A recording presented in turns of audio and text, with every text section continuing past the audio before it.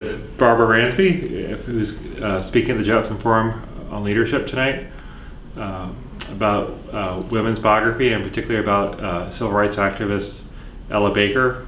And so the first obvious question would be, in a month in which we celebrate Dr. King, why is it also important to think about somebody like Ella Baker? Well, actually, my talk tonight is going to be about both Dr. King and Ella Baker, and precisely that question. I think we really can't fully understand the significance of the civil rights movement in the 1950s and 60s without including someone like Ella Baker, precisely because the kind of organizing she did, the grassroots organizing she did, the kind of leadership that she advocated and instilled in the young people in SNCC was actually a critical ingredient to the success of the movement. And I think in terms of really understanding King and some of King's politics near the end of his life, and some of the things he wrestled with in terms of leadership, Ella Baker is an important additive to our understanding of that history. So tell us a little bit about Ella Baker's life. Obviously, you know, have to redo the 300 pages of the book, read the book for that. But right. In the thumbnail, what was the trajectory of her life? Right. So Ella Baker was born actually in Norfolk, Virginia in 1903, died in 1986 in Harlem. And she was involved at critical stages of the Black freedom struggle. That is, she was involved in the NAACP in the 1940s, traveled into the South organizing NAACP chapters, organizing against various forms of racial discrimination. She helped to launch the Southern Christian Leadership Conference office in Atlanta in the 1950s in the wake of the Montgomery bus boycott.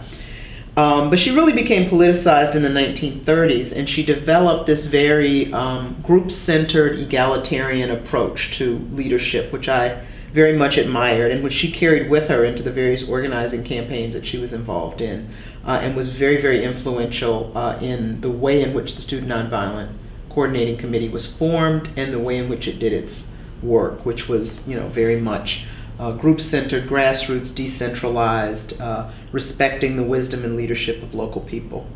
So what does group-centered really mean? Well, I mean, it can mean a lot of different things, and I don't think there's a formula, but in a nutshell, Ella Baker kind of resisted the top-down, often male-centered, patriarchal leadership of many sectors of the Black church, most sectors of the Black church. She resisted the idea that a single charismatic leader needs to come along and galvanize and mobilize people. She believed that people could organize themselves, and people had to look to one another and look to local formations as ways to make decisions, to forge strategies, and to figure out how to advance their communities. The book does this incredible job of depicting, I mean, it's an incredible image of a married Black woman traveling by herself through the South in the 1940s, and you point out that even people within NAACP were initially skeptical of the idea of a woman organizer, and you point out one of the pivotal events early on was actually on a trip to Richmond. Can you recount what happened to her and then how that shaped her career as an organizer? You're teaching the book now, so you remember some of the details that I might.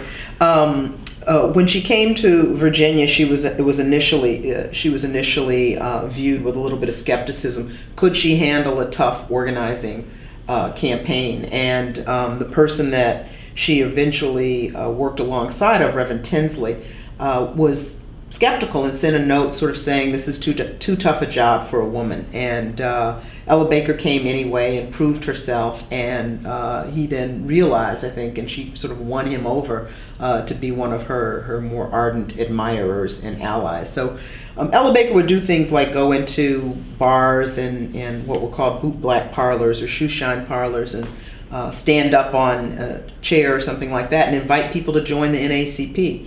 And sometimes people joined precisely because of the gutsy way in which she did this work, but as a real violation of certain gender conventions, and the NAACP national office was often reluctant to let her go too far, or sometimes a little bit embarrassed and worried about the kind of reputation that she would earn in doing this kind of aggressive organizing. Your book also talks about the politics of class within the African American community, which is obviously still an important issue. Ella seemed to be always on the side of including the respectable people who wanted to exclude. How did she pull that off? Well, with varying degrees of success. It was an ongoing struggle. One thing I'm always reminded of, and a quote that she used time and again when she went into local organizing campaigns, was to refer to the town drunk. And she did that precisely to demystify this notion of class-based respectability. She said, if a movement isn't concerned with including the town drunk, the guy who is not respectable, the guy who's not in church on Sunday morning, the guy whose shirt may not be nicely pressed and clean, this person is the person that you really have to focus. This person's rights are as important as anyone else's, and to exclude them is to compromise some of the democratic principles that the movement ought to be upholding. So that was her line, and that was a pretty consistent approach that she had to organizing around working class people and people who were outside of the bounds of black respectability in that period. But she got a lot of pushback. I mean, a lot of people really felt that black people ought to show the best and the brightest of the race, and were themselves, quite snobbish with regards to working class and certainly rural folks. Mm-hmm. Now, some people, if you haven't read the book, viewer out there, you may have the false idea that Baker was just someone who worked behind the scenes and just did the organizational work and the grunt work, and that's all she was. But you make it very clear she's also an intellectual and also someone who talked back. Mm-hmm. What allowed her to talk back, and what was it about her that allowed her to stick around even while she talked back? Why did they put up with her? Well, they put up with her because she had skills and she had contacts and she had a certain kind of savvy and understanding of the way organizing campaigns worked. So I think she was very indispensable in a lot of ways to many of the organizations that she worked with. And I distinguish the NAACP work and the Southern Christian Leadership Conference work from the later work that she did with SNCC, because I think she really found a home in SNCC, which was the Student Nonviolent Coordinating Committee. But yeah, she spoke up, she talked back, she, as one of the lyrics to a song about her says, she bowed to no man's word. So she prided herself in being a bit of a difficult woman. But the point about her being an intellectual, I think, is important, because she was one of those rare combinations of a real hands-on organizer who would sit down with people and talk about the mechanics of a demonstration or a rally or a petition campaign, and really do that kind of work, figure out how to get people out of jail, how to get scholarships for students who had been kicked out of school because of their activities.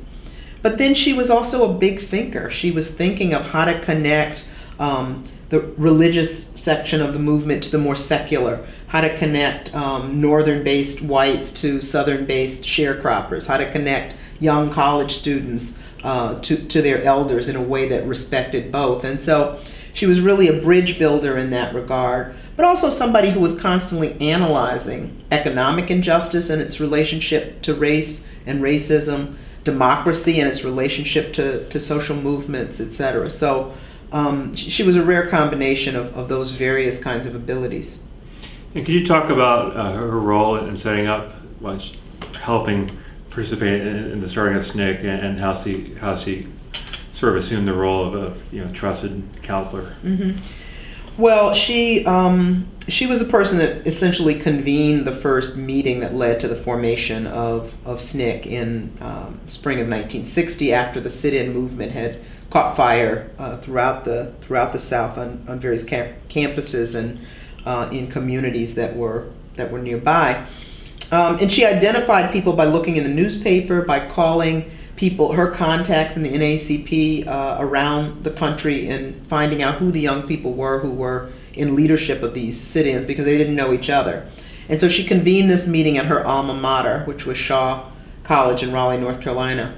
And out of that, SNCC emerged. Now, there's various descriptions of who wanted to annex or take over SNCC or control SNCC, and we're not sure exactly who said what in those meetings, but one version of the story is that some of the ministers associated with the Southern Christian Leadership Conference wanted SNCC to become a youth wing of SCLC.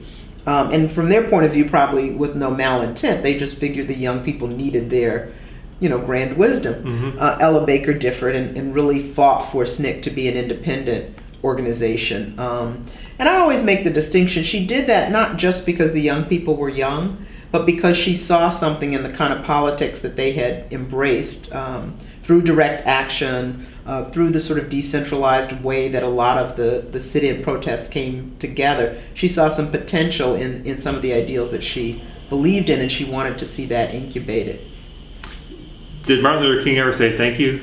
in the sense that clearly he benefited from SNCC sort of assuming the role of being the people who are more out there doing direct things, doing more radical things, and he could position himself sort of slightly more moderate, bigger. Right.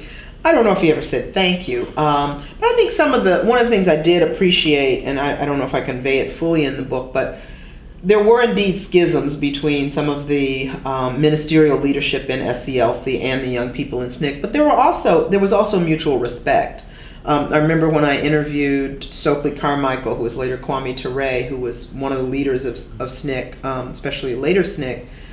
He had great affection for Dr. King and mutual respect, even though they disagreed. So I think King appreciated, learned from, and grew from the emergence of the young people in SNCC, and I think they respected him as well. At the same time, they criticized him and it sometimes mocked a certain kind of leadership that they were not themselves embracing.